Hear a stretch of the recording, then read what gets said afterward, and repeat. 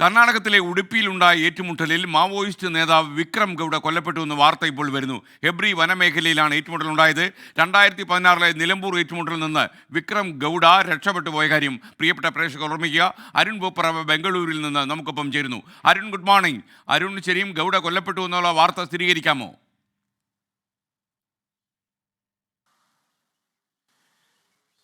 SK, good morning.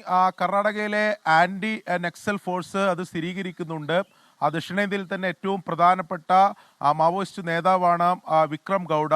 Vikram Gowda ഇന്നലെ ഉടുപ്പിക്ക് സമീപം ഹെബ്രി വനമേഖലയിൽ നടന്ന പോലീസും അതോടൊപ്പം തന്നെ മാവോയിസ്റ്റും തമ്മിൽ ഏറ്റുമുട്ടി ആ ഏറ്റുമുട്ടലിൽ കൊല്ലപ്പെട്ടു എന്ന ഔദ്യോഗിക വിവരം തന്നെയാണ് ഈ ഘട്ടത്തിൽ പുറത്തു വരുന്നത്.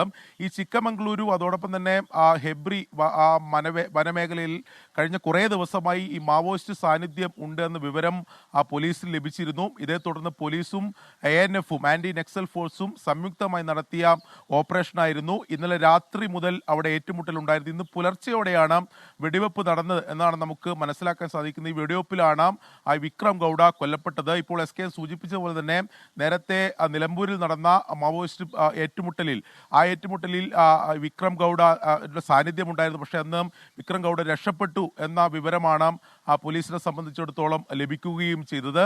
എന്തായാലും ദക്ഷിണേന്ത്യയിൽ തന്നെ നേരത്തെ ആന്ധ്രാപ്രദേശ്, കർണാടക സർക്കാരുകൾ ഈ വിക്രം ഗൗഡയെ കണ്ടെത്തുന്നവർക്ക് പാരിതോഷികം ഉൾപ്പെടെ പ്രഖ്യാപിക്കുന്ന സാഹചര്യം ഉൾപ്പെടെ ഉണ്ടായിട്ടുണ്ട്. ദക്ഷിണേന്ത്യയിലെ പ്രധാനപ്പെട്ട മാവോയിസ്റ്റ് നേതാവാണ് ഈ ഏറ്റുമുട്ടൽ, അതായത് ഉടുപ്പിക്ക് സമീപം ഹെബ്രി വനമേഖലയിൽ നടന്ന ഏറ്റുമുട്ടലിൽ നിലവിൽ കൊല്ലപ്പെട്ടിട്ടുള്ളത്.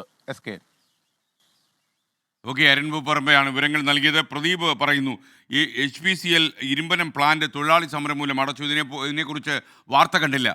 തീർച്ചയായിട്ടും നമുക്കിതിനെക്കുറിച്ച് അന്വേഷിക്കാം. വാർത്ത ഇന്ന് മോർണിംഗ് ഷോയിൽ തന്നെ നൽകാനും കഴിയും. നമ്മുടെ കൊച്ചി ബ്യൂറോ ശ്രദ്ധിക്കുമെന്ന് ഞാൻ വിശ്വസിക്കുന്നു.